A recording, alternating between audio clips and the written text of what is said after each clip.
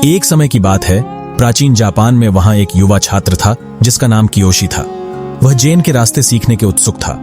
वह एक मेधावी छात्र था जो ध्यान करता और सूत्रों का अध्ययन करता था, लेकिन उसे लगता था कि उसके पास जेन की सच्ची मूल अवधारणा की कमी है। वह अद्भुत और ज्ञानी गुरु होशिन के बारे में सुनकर, जो एक दूरस्थ पर्वत पर रहते थे, सुना। कियोशी ने मार्गदर्शन और ज्ञान के लिए गुरु की खोज करने का निर्णय लिया।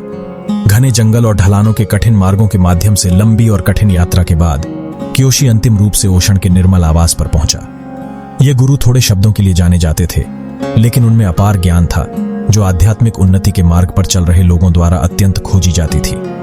कियोशी ने आदरपूर्वक गुरु के सामने झुककर जेन मास्टर को सलाम किया और जेन की अर्थ को सीखने की इच्छा व्यक्त की। ज्ञानी बुजुर्ग गहरी निगाहों से छोटे छात्र की आंखों में देख रहे थे और कुछ समय तक चुप रहे, जैसे कि कियोशी अधिक अधीर होता गया।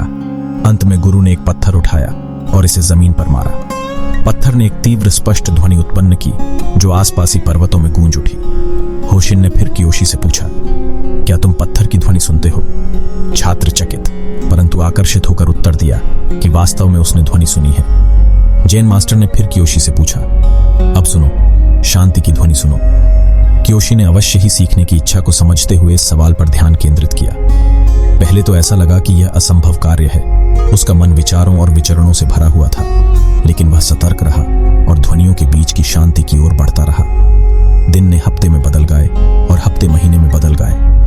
कियोशी ओशन गुरु के मार्गदर्शन में ध्यान के ध्वनि पर ध्यान करना जारी रखता था। युवा छात्र ने अपने अंदर सूक्ष्म परिवर्तनों को महसूस किया। उसका मन शांत होने लगा और उसकी परिधि के प्रति उसकी जागरूकता में वृद्धि हुई। कियोशी ने जाना कि शांति बस सिर्फ ध्वनि की अनुपस्थिति नहीं थी, बल्कि यह गहरी उपस्थिति थी जिसका शक्ति छिपी हुई सत्यों को प्रकट करने की होती थी। एक दिन नदी के किनारे ध्यान करते समय कियोशी ने बात करते हुए पाया कि पत्थरों पर बह रहे पानी की हल्की ध्वनि सुनाई देती है। उसने प्रकृति की संगीत सभा को संतुलित ध्यान से सुनने के लिए गहराई से ध्यान दिया। संगीत के नोटों के बीच के खाली स्थानों में उसने शांति की ध्वनि सुनी। ऐसा लगा जैसे पूरा ब्रह्मांड उसे अपना ज्ञान विश्रामित कर रहा हो और उसे एक गहरी शांति की अनुभूति हुई। वह एक गहरी शांति और आत्मिकता की गहरी भावना महसूस करने लगा।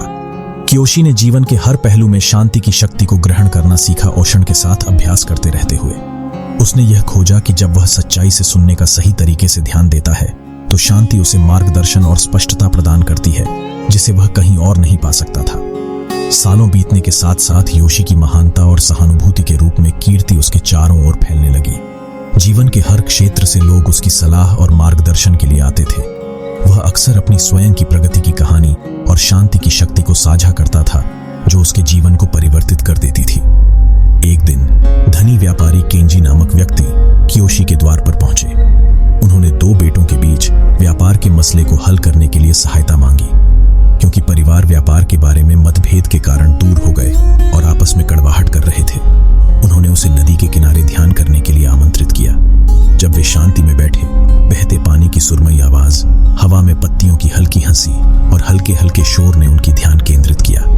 धीरे धीरे दोनों भाई आराम करने और अनुभव करने के लिए बंधन के लिए अप्रिय थे। कुछ समय बाद कियोशी ने उन्हें अपने विचारों और भावनाओं को साझा करने के लिए कहा।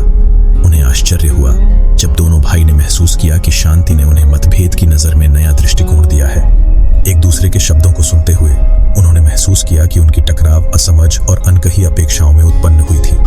केंजी अपने बदले में कियोशी के प्रशासनिक कोर्स के लिए गहरी आभार व्यक्त करते हुए पूछा कि उसे कैसे चुकता कर सकता है। कियोशी मुस्कान देते हुए सद्भावपूर्ण रहे और कहा, शांति की शक्ति का अभ्यास जारी रखें और इस उपहार को दूसरों के साथ साझा करें। व्यापारी और उसके बेटे अपने गांव लौटे। कियोशी की और उनके साथ मुलाकात उनके जीवन के संदर्भ में बदल गई। उन्होंने अपने आप को और दूसरों को गहरी रूप से समझना सीखा। उनके संबंध इसके परिणाम स्वरूप में फूले और खिले। उन्होंने निरंतर शिक्षा और मार्गदर्शन करते रहे। आध्यात्मिक उन्नति के मार्ग पर अनगिनत खोजकर्ताओं को वह कभी शांति की शक्ति और विचारों में छुपी महानता साझा करने में थकते नहीं थे। वर्षों बाद कियोशी अपनी मृत्युशैया पर लेटे। उनके शिष्य उनके आसपास एक अंतिम सीख की खोज में इकट्ठा हो गए।